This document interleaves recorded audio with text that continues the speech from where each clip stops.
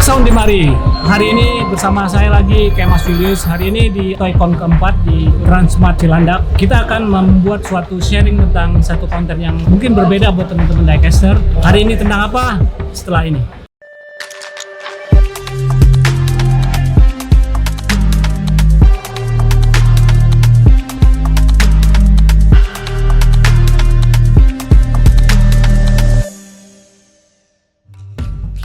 Hari ini kita akan bahas tentang crowdsource. Apa itu crowdsource dan apa kontribusi kita, apa yang bisa kita kontribusikan di dalam crowdsource itu sendiri. Hari ini beruntung saya sudah dapat kedatangan seorang influencer yang ada di crowdsource Indonesia, yaitu Mbak Desti. Ya, Desti Hotifatruasa. Halo semua, saya Desti, influencer untuk Indonesia. Jadi kita beruntung karena untuk saat ini mungkin jumlah influencer crowdsource yang ada di Indonesia, apalagi di Jakarta, mungkin kurang dari 20 orang, mungkin masih hitungan belasan orang kalau nggak salah untuk seluruh Indonesia bahkan. Jadi teman-teman kita bisa dapat mungkin sesuatu yang baru, apa yang kita bisa lakukan dengan handphone kita, apa yang kita bisa sharing. Jadi intinya dari program crowdsource ini adalah kita berbagi tentang informasi ataupun tentang hobi kita ataupun tentang koleksi kita bahkan. Oke, kita akan mulai pertanyaan dengan Mbak Desi. Oke, mungkin Mbak Desi bisa ceritakan apa sebenarnya crowdsource itu sendiri? Oke, jadi crowdsource itu aplikasi yang seperti games yang gunanya itu untuk memperbaiki mesin learningnya Google. Seperti kita tahu Google itu ada banyak banget produknya kayak Google Search, Google Translate, Google Lens, Google Assistant. Nah, itu performanya itu harus lebih baik dengan bantuan kita. Jadi caranya kita cuma masukkan data melalui aplikasi Google Crowdsource. Ada berbagai cara, bisa seperti salah satunya memasukkan foto-foto atau memperkenalkan benda seperti ini. Ini benda ini namanya apa? Tidak selalu tahu ya Google itu apa. Kayak jenis mobil itu ada macam-macam dan juga perlu data itu. Apa itu taksi, apa itu bus, apa itu kereta, apa itu mobil biasa, sedan, jeep, itu Google sama sekali tidak tahu. Nah, tugas kita sebagai crowdsourcer, terutama teman-teman tadi semua, itu memperkenalkan semua produk itu ke dalam sistem dan mesinnya Google. Nanti begitu sudah masuk ke situ, datanya diolah oleh mereka, nanti akan ditampilkan di Google Search dan juga Google Lens dan Google lainnya. Kurang lebih seperti itu sih fungsinya crowdsource. Oke, terus buat teman-teman diecaster juga, sebenarnya benefit apa yang bisa diberikan oleh teman-teman diecaster itu terhadap crowdsource itu sendiri? Iya, selain mendapat kita ngebantu ya produk Google, kita juga dapat networking yang luar biasa. Waduh. Networking yang luar biasa karena kenapa? Google Crowdsource ini udah internasional. Seperti saya nih, alhamdulillah sudah terkenal di dunia nih Pak. Saya diundang di India, saya diundang di Bangladesh, Nigeria, bahkan udah ke Amerika gitu.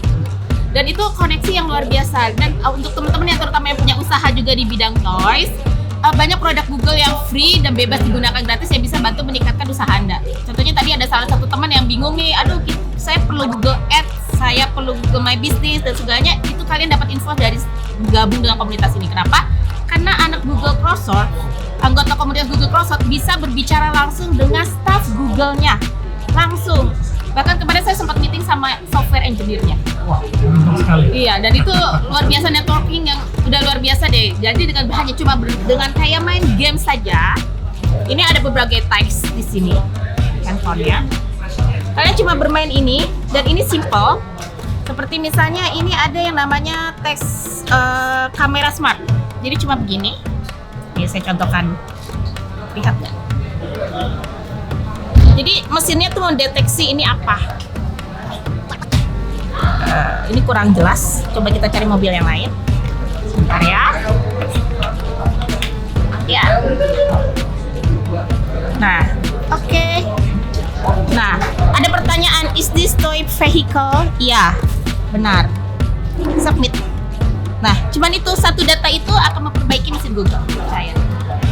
Oke, tadi kan Mbak Desi sudah memberikan contoh bagaimana cara itu.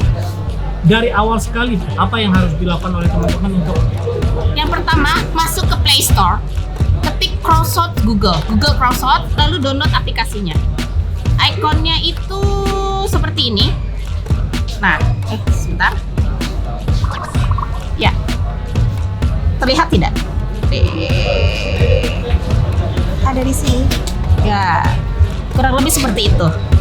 Nanti baru kalian bisa mulai masuk ke aplikasinya, mulai mainkan, dan langsung bergabung dengan komunitas. Oke. Oke. Kemudian apalagi kegiatan-kegiatan yang oleh dilakukan oleh teman-teman Crossos community yang ada di Indonesia? Banyak banget, diantaranya kami ada satu event namanya Virtual Nusantara Tour, memperkenalkan kebudayaan Indonesia ke mata dunia. Jadi tidak hanya masuk ke dalam aplikasi Crossos, kita juga memperkenalkan ke dunia. Jadi banyak orang-orang mancanegara yang ikut bergabung di aktivitas kita. Itu eventnya virtual, hanya selama 1 jam. Kita memperkenalkan kebudayaan, wisata, kuliner, bahasa, itu semua ditampilkan di situ. Dan itu luar biasa menarik sih. Oke, tadi kan dari awal saya sudah cerita bahwa Mbak Desti ini adalah salah satu influencer. Nah, untuk menjadi seorang influencer itu apa yang harus dilakukan? Mungkin ada persyaratan ataupun ada ada suatu tahapan ataupun suatu achievement yang harus dicapai oleh seorang influencer itu. Oke, untuk jadi influencernya itu satu harus mau memperkenalkan Crossos ke orang lain. Saya bikin event, awalnya saya bikin event di kampus. Waktu itu saya memperkenalkan apa itu Crossos, saya cerita, ajak gabung, ayo kita bergabung, dapat benefit apa, banyak yang bergabung, saya mulai jadi influencer. Setelah itu ya stabil, saya sering diundang acara-acara influencer. Terus ada juga acara-acara kayak workshop gratis dari Google, baik yang bersertifikat ataupun tidak, itu saya ikuti. Berarti dari pihak Google sendiri itu memberikan suatu reward lah buat para influencer ataupun buat para teman-teman ini. Jadi memang mungkin tidak mendapatkan suatu yang berupa materi atau finansial, tapi mungkin kita mendapatkan suatu penghargaan yang lebih ke kayak personal branding. Personal branding itu nomor 1. Terus saya juga kayak belajar soal memperbaiki diri. Terus cara public speaking, saya diajari kursus public speaking waktu itu 3 jam. Wah, mereka. Terus bagaimana mengelola stres 2 jam. Ya seperti itu, kursus-kursus seperti itu yang benar-benar yang untuk self movement kita supaya mungkin jadi itu lebih yang baik. Menarik juga yang tadi bagaimana mengelola stres, karena kadang-kadang teman-teman mainan juga tuh bisa stres. Kenapa? Stres nggak bisa mendapatkan apa yang mereka inginkan. Jadi mungkin dengan adanya aplikasi ini, pertanyaan berikutnya adalah apakah ini berbayar ataupun apakah kita dibayar? Itu free. Jadi aplikasinya free, kita kontribusi free, tapi kita dapatnya dari yang lain. Yang nggak bisa dibeli sama uang. Nggak bisa dibeli sama uang. Kemudian kalau nggak salah juga di salah satu aplikasi Crossos itu adalah tentang bahasa kalau nggak salah. Jadi tentang emosi, tentang apa?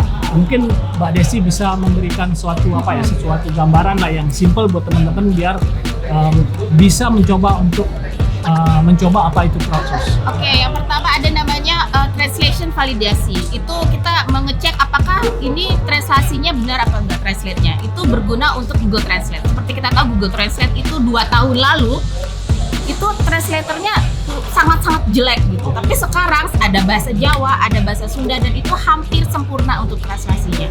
Bagaimana bisa begitu? Itu semua kerjaannya anak Crossos. Iya, karena kita memasukkan semua data tentang translate ke dalam mesin Google Crossos, lalu masuk lagi ke mesin Google Translate, maka jadi lebih baik. Dan itu tentu aja berguna buat anak cucu kita. Kemudian untuk pemula atau buat teman-teman yang baru kenal dengan Crossos, kira-kira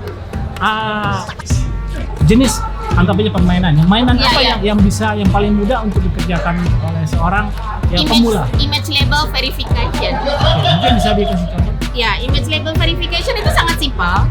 Kita cuma memverifikasi gambar ini benar atau bukan. Jadi kita cuma menjawab yes or no. Sangat simpel. Jadi saya contohkan, misal ini. Sebentar, saya pilih misalnya kategori bunga. Nah, ini bunga atau bukan? Bukan. Ini bunga atau bukan? Iya. Ini bunga atau bukan? Bukan. Hanya seperti itu? Bukan. Bukan. Ini kan sangat mudah dan 15 menit saya bisa habis 100 kontribusi. Hanya seperti ini. Dan untungnya juga kita mau jawaban benar ataupun salah, kita tetap dapat 1 poin. Jadi dia tidak menjustifikasi apa yang kita jawab. Jadi kita hanya membantu mesin untuk mengatakan itu yes atau no ya. Iya, yes atau benar. Jadi semakin banyak yes dengan semua orang, saya ada 10 orang, 7 orang menjawab yes, dianggapnya jawabannya yes. Jadi hanya membantu memverifikasi mesin untuk mendapatkan data yang jauh lebih baik. Oke. Nah, seperti tadi Mbak Desi cerita juga, mungkin dalam waktu dekat itu akan ada event yang namanya virtual Nusantara Tour.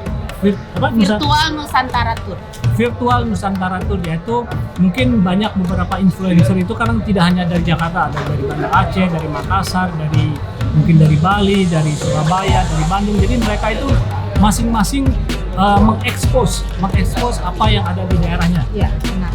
dengan cara apa yang mungkin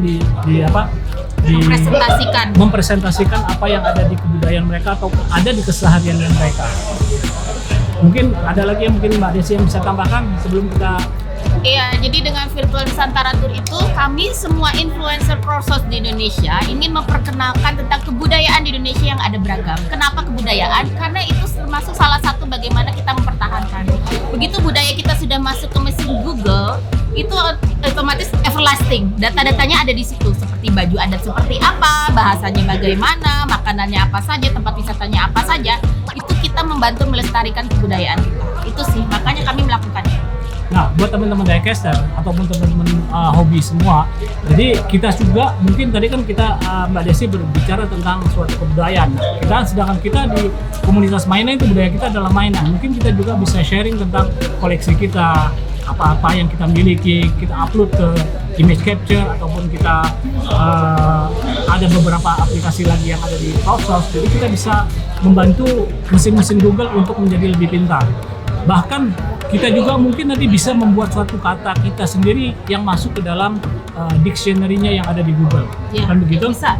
Seperti itu kan? Kurang lebih seperti itu. Jadi teman-teman bisa mengeksplor atau mencoba apa yang ada di aplikasi Google Crossos ini. Mungkin itu informasi yang bisa kita bagikan pada hari ini.